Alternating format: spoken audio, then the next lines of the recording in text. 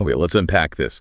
We have the official thrilling news that has rocked the foundations of fandom across Panem. Jennifer Lawrence and Josh Hutcherson are returning. They're back. As Katniss Everdeen and Peeta Mellark for the new film, Sunrise on the Reaping. And this isn't just, some rumor mill stuff anymore. This is concrete, studio-backed. It fundamentally changes how we view the entire cinematic franchise. It's not just a prequel anymore. No, and for those of us who have spent, a lot of time dissecting the source material, especially the chronology of Suzanne Collins' world, this confirmation, it just transforms everything. How so? Well, it takes all that speculation and it turns it into structural certainty. We always knew the epilogue was there in the book. Right. But seeing the studio actually commit to it, to filming it, that means we're looking at a narrative device that closes the loop on the entire saga. It's bridging, 65 years of trauma and recovery? Exactly. So our mission for this deep dive is to synthesize that confirmation, which, it came via the Hollywood Reporter, got picked up everywhere, The Guardian covered it, and then use the original source material. The Mockingjay epilogue. The pivotal epilogue. We want to predict exactly how and why their return is going to happen. And we're not just talking about a little cameo here. No. We're breaking down what is almost a scene-by-scene roadmap based on that literary blueprint.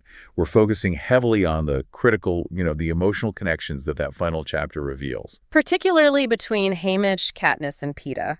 Yes. And that, I think, leads directly to the core question we have to address. For anyone trying to follow this complex timeline, you have to ask, what is the narrative purpose of a flash forward when you stick it at the end of a prequel? It's a great question. It's not just a nice little wave goodbye to the fans. It is crucial. It links the origin story of Haymitch's victory, his horrifying 50th Hunger Games, directly to the ultimate resolution of Katniss' life decades later. It makes the trauma generational. Yes, but more importantly, it makes the healing generation and the eventual peace. That's where you get the true emotional payoff. I think that's the key right there. The flash forward gives meaning to all the suffering we're about to watch Haymitch go through.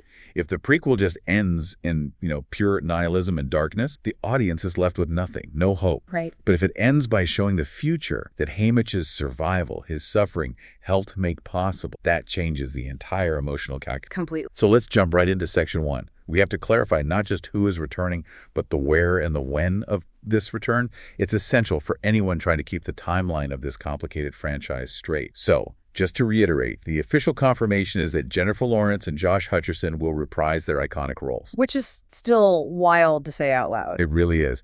And the mechanism, as suggested by all the credible reports, is that they will appear in a flash-forward sequence. It's almost certainly going to be the film's epilogue. It'll jump decades past the main events of the movie, past everything Haymitch endures. It's really the only way this makes any kind of sense, chronologically or spatially. Exactly. And we really do need to spend a bit more time on this timeline because it is wonderfully convoluted. Right. It's confusing if you haven't been tracking every single book release and novella. So we need to establish that framework. Absolutely. So Sunrise on the Reaping. This is Haymitch Abernathy's story. It's his quarterquel, the 50th Hunger Game. And that competition takes place 24 years before the first Hunger Game. Before Katniss volunteers for the 70th. And that 24-year gap, that's crucial. It represents a time when the games were just truly entrenched. Horrific. But it's before the desperation in District 12 was so acute that it, created the mock. And then if we look even further back, this prequel is positioned 40 years after the previous one, The Ballad of Songbirds, which was young Coriolanus Snow's story. His rise from mentor to tyrannical president. And you have to ask, why is this 40-year gap matter? It's the dark ages of the games. It is. It's the time when the games went from being this relatively new, politically motivated spectacle, Snow's era, to a deeply entrenched, normalized ritual of systemic cruelty. So by the time Haymitch gets to the 50th games, the cruelty is it's institutionalized. It's not an experiment anymore. It's the standard operating procedure for the Capitol. It's business as usual. That's a fascinating insight. That 40-year space is where the horror truly settles in and becomes just the way things are. Precisely. And the film's title, Sunrise on the Reaping, it suggests a kind of dread or maybe even a terrible beauty that's been applied to this ritual of death. I think so. So structurally, this new prequel, Sunrise on the Reaping, is basically a sequel to The Ballad of Songbirds and Snakes in the overall chronology. Right. It's filling that massive middle gap between Snow's transformation and Katniss's arrival. It's going to show us the games at their bloodiest, most industrialized. Okay, so it's complicated, but you need to understand that this means when Katniss and Peeta show up in that flash forward, they are leaping forward decades past Haymitch's game into that post-war time we saw in the Mockingjay up. We are moving from the absolute midpoint of the tyranny to the final post-tyranny piece. And that flash forward, it serves to remind the audience who have just watched Haymitch go through unimaginable horror in the arena. And lose everyone he loves to Snow's paranoia. Right. It reminds them that this whole struggle, it ultimately led to the peace that Katniss and Peeta fought. It's the ultimate payoff for Haymitch's personal story. It retroactively makes his suffering meaningful by linking it to the end of the very system that destroyed him. Let's talk about the production context for a second, because that informs how they've announced this. Okay. The news was announced by The Hollywood Reporter recently, but the movie has been in production for a while. A trailer is already out. So this wasn't a last-minute decision. Exactly. If this was just some last-minute fan service, they would have kept it a secret. A big surprise for the theater. But they announced it. Which suggests the studio sees this flash forward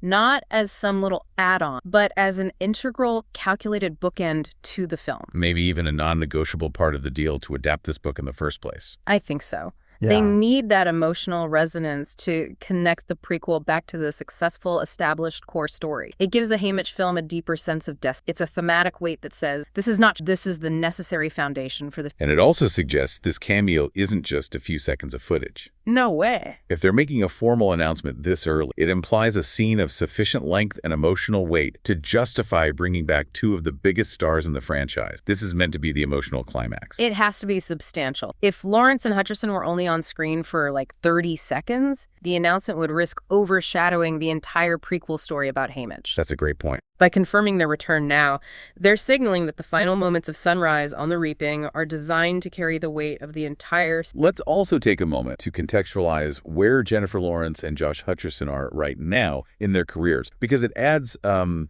interesting flavor to the choices there. Especially to the dynamic of... So, Jennifer Lawrence, she's maintained this incredibly high visibility and critical acclaim since the franchise ended. Absolutely. She's currently in Die My Love, directed by Lynn Ramsey, which is a really challenge. Got her a Golden Globe nomination for Best Female. Her career post-Hunger Games has just been one of consistent high level. She's maintained her A-list status, but she's also diversified. Which makes her return feel like a choice that's rooted entirely in, affection for the character. And maybe a nod to her co-star. She doesn't need this franchise for visibility. Not at all. Her participation is an act of legacy preservation. It's collaboration. Now, Josh Hutcherson's situation is much more layered and, frankly, much more relevant to the emotional core of this deep dive. I agree completely. His current snapshot is fascinating because he is riding this massive wave of success with Five Nights at Freddy's 2. It just opened at #1 at the North American box office, a huge hit. He has current, tangible, major box office success. But that success contrasts so sharply with this incredibly candid discussion he recently had about his post-Hunger Games experience. It creates this kind of cognitive dissonance that perfectly mirrors the complexity of Peeta Mellark himself. The hero who survived, but who was left fundamentally scarred by the... And that vulnerability, that fear of failure, that's exactly what we need to keep in mind as we analyze the epilogue. Because the epilogue is fundamentally about overcoming emotional walls. Let's dedicate the next section to unpacking the significance of Hutcherson's journey back to Peeta. Here's the nuance that really surprised me when we were analyzing the source material for this. Josh Hutcherson, he openly expressed that he felt like a failure and rejected after the Hunger Games. It's astonishing, isn't it? It is. He was the co-lead of a billion-dollar franchise, one of the most recognizable young actors on the planet, admitting to deep professional disappointment. It speaks volumes about the brutal reality of the Hollywood spotlight problem and why these massive franchises can be, well, a double-edged sword for young talent. You really have to understand the cycle these young stars are put through, the almost impossible expectations that are placed on them. They're essentially told they're royalty at age 20. As Hutcherson himself put it, the industry sets you up with this enormous, often unrealistic expectation. You arrive. You're working with Jennifer Lawrence and Philip. You're the second. The kingdom is yours. It suggests this guaranteed, lifelong trajectory of A-list. They hand you the keys to the castle, and the expectation, both your own and from the outside, is that this massive momentum, this constant high-profile work, is just going to continue forever. You've cracked the code. But the reversal is often immediate and so painful, and he observed this brilliantly. He said that as quickly as the industry is is excited to get you into that spotlight. They want to not give The momentum just stops. It stops. It becomes very complicated, moving from a sure thing, a guaranteed role every year, to this immediate struggle for relevance where the phone just stops ringing. And he pinpointed when it began, which gives us a psychological marker. His first feelings of disappointment, failure, rejection, he said they started around age 24. Right after the franchise wrapped up. He transitioned from this constant, enormous scale work to what he called a string of no one calling, a period of just professional silence. And this is where we have to pause and really consider the contrast with... He'd only ever known success. Since he started acting at age 9, for the majority of his life, the expectation was just ingrained in him. If he auditioned, he would book it. He said, I had only known that the chances are if I was auditioning, I was going to book. Which is an extremely high success rate for any actor, let alone a child actor. But the post-franchise reality showed him that this was not the reality at all. The big budget safety net was gone. The immediate access to major directors just evaporated. And he was back in the trench, auditioning and not getting cast. It's a huge psychological shift to go from being one of the most recognizable faces in the world to suddenly feeling professionally invisible.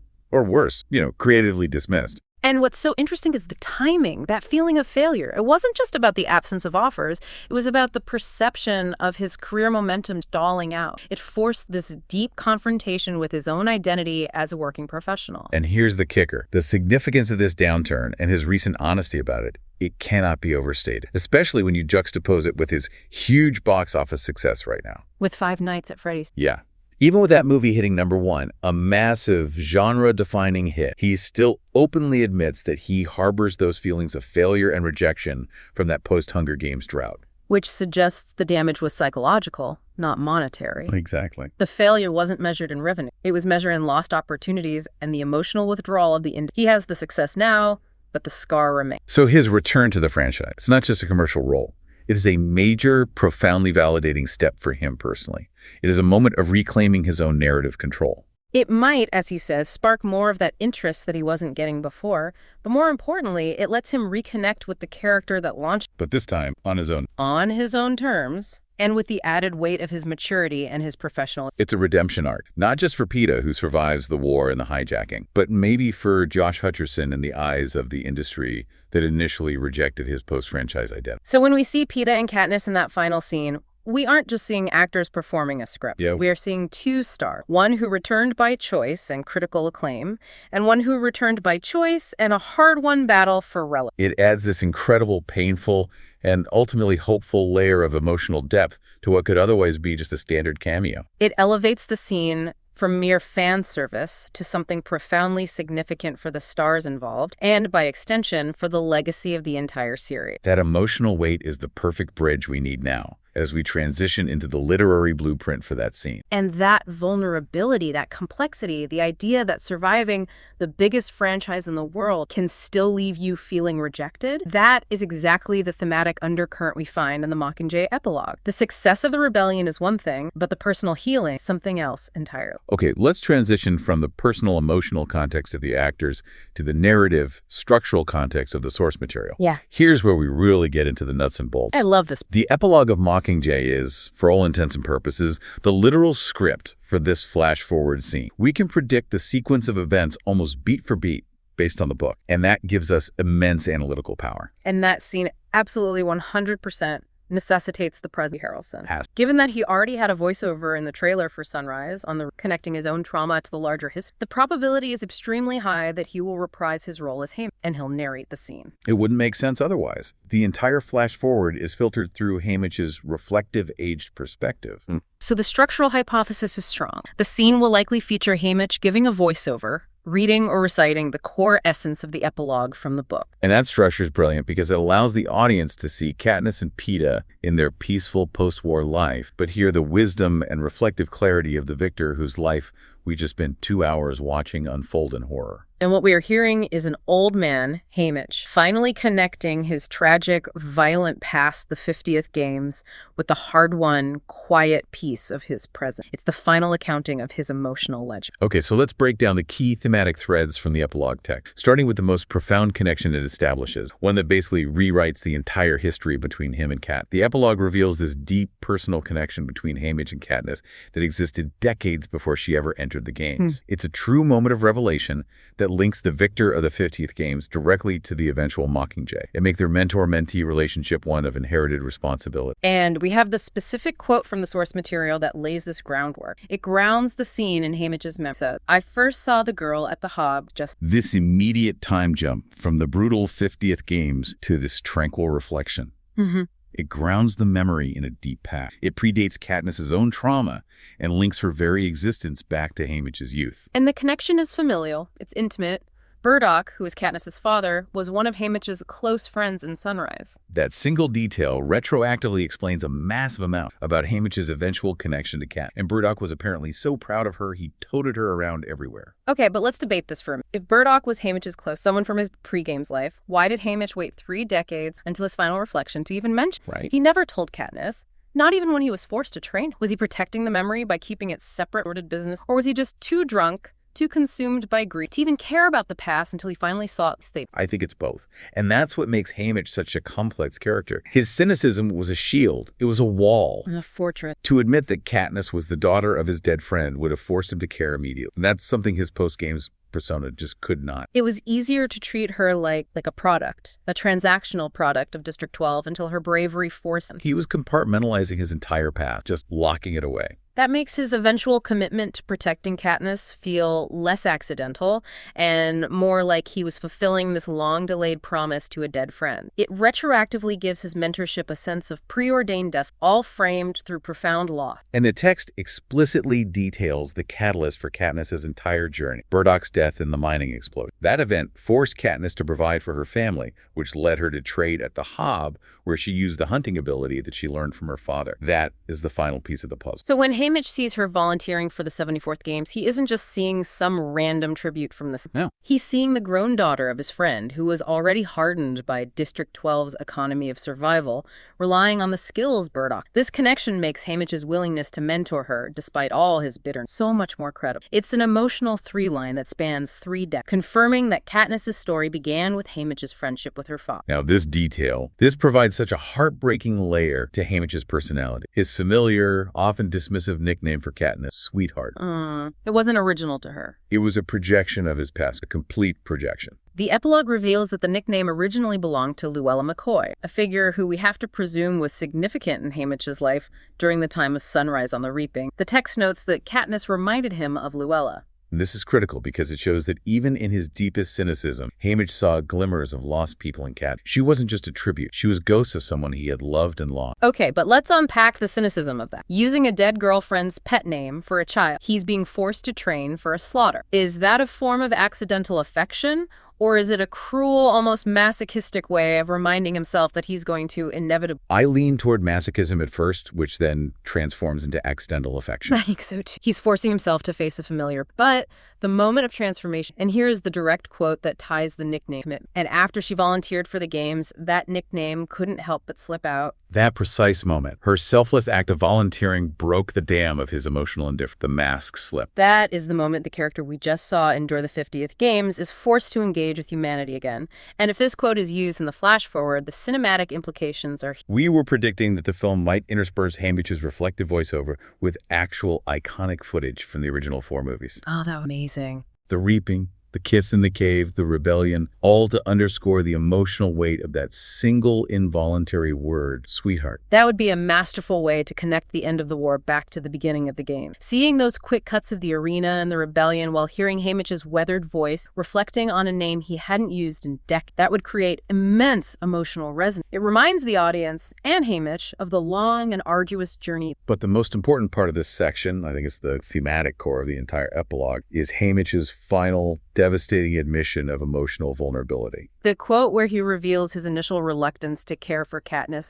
Yes, he says, I didn't want to let them in, her and Peeta, but the walls of a person's heart are not impregnable, not if they have ever known love. Let's just dissect that line. The walls of a person's heart are not impregnable. For decades, Haymitch relied on alcohol and isolation to make his heart a fortress, an unassailable bunker against memory, and he believed he had achieved total emotional lock. But the shared trauma and the fight of this new generation of Katniss and Peeta, it forced him to feel. It proved his defense mechanism was fallible. And the conditional clause is what really mattered, not if they have ever known love. That's everything. It is. It means the capacity for genuine human connection. Once it's established, it can never be completely eradicated, no matter what trauma it's upon. And it provides a definitive path to post-traumatic healing for decades, he had lived in District 12 just trying to forget. And seeing the bravery and the bond of this new generation forced him to step out of his bunker and commit to them, proving that the capacity for love, even after horrific loss, remains. It's the theme of survival applied not just to the body, but to the soul. And it validates the peace that Kat fought for. The scene has to feature him reflecting on that specific realization. That is the moment Haymitch fully acknowledges his own humanity, something he had actively suppressed since the 50th game. So now we move to the tranquil,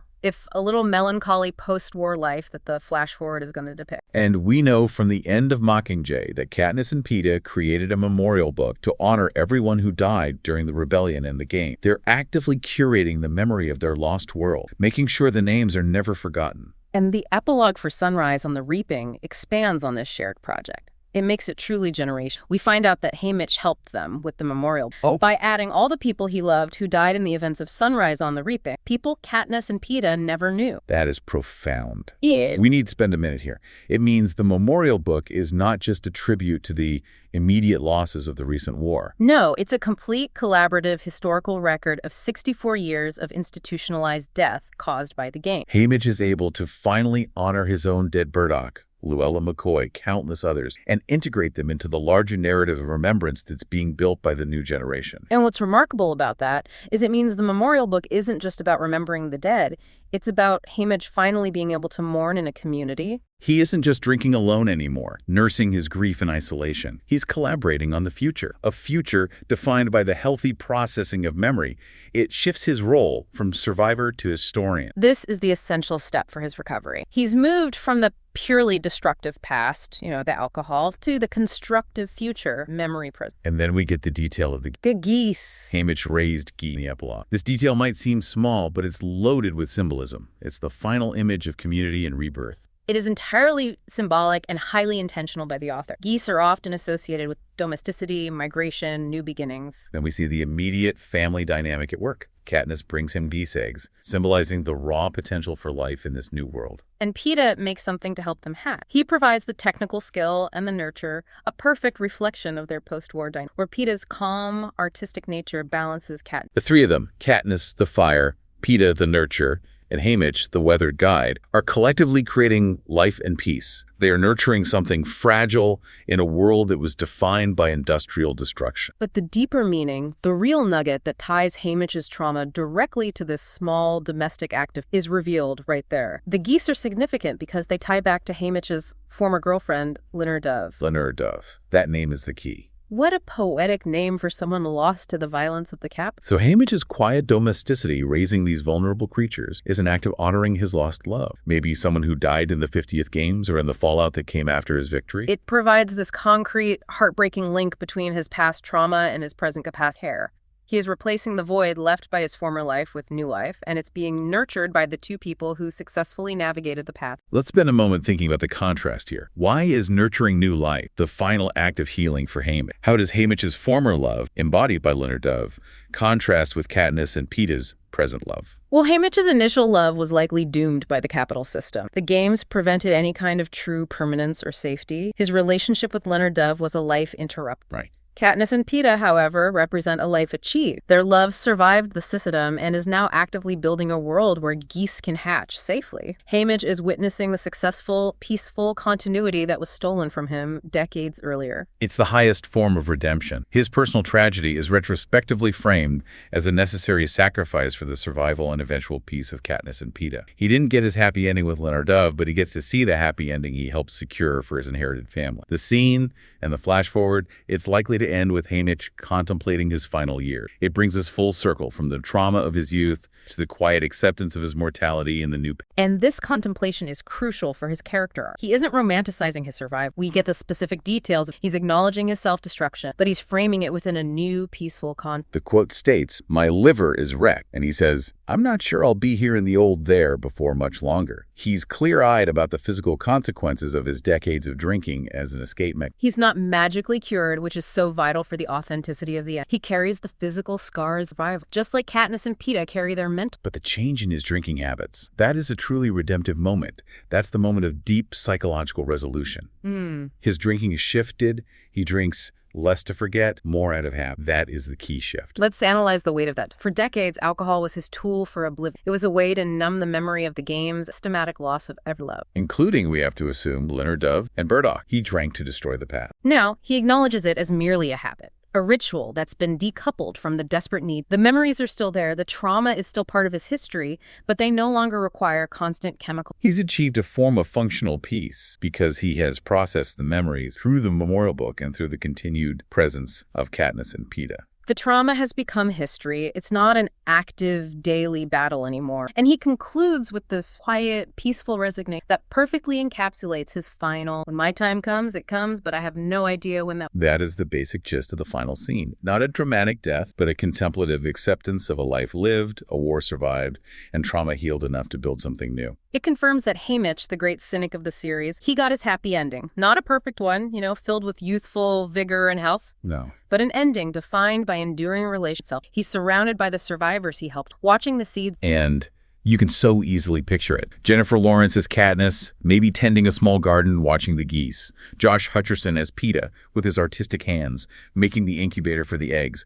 And Haymitch is just watching them, finally at peace, knowing that the price of his survival was ultimately paid forward into a better future. The emotional landscape of the entire film will be transformed by this final glimpse of hope.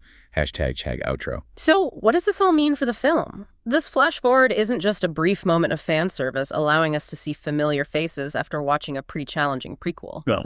It's a necessary emotional capsule. It links the entire 64-year history of the game. By showing the quiet domesticity of Katniss and Peeta, the film connects Haymitch's trauma directly to their post-war recovery. It proves that the fight was worth it, and that healing, even for the most broken characters, is fundamentally possible. It provides the emotional context for the prequel, turning Sunrise on the Reaping from just a historical footnote into a critical pillar of the grand narrative. We have the official cast confirmation J-Law, J-Hut. We have the context of Hutcherson's deeply bittersweet and redemptive return. And we have the almost scene-by-scene roadmap based on the literary epilogue. Involving Haymitch, the memory of Burdock and Llewellyn McCoy, the collaborative memorial book, and those profoundly symbolic geese. And for you, the listener who is engaging with this complex chronology, this is a perfect example of how the end of a story can retrospectively give meaning to its beginning. The deep trauma Haymitch endured in the 50th Games only finds its true purpose and resolution when he sees the generation he saved building a future out of the ruins. His redemption is realized not in spite of his suffering, but because. Yep. And that leads us to our final provocative thought for you to chew. The source material mentions the geese connect Haymitch to his former girlfriend Leonard Dove. So what does this shared act of creating a book of remembrance, honoring all the dead across 3 generations, and hatching geese nurturing new life out of fragile egg, what does that say about the final healing process? Katniss, Peeta, it's not about forgetting the trauma. It's about accepting that the violence, integrating the memories, and building a flourishing garden, literal and figurative graveyard. That deep integration of pasture, of death and rebirth, that's the true deep dive we have taken.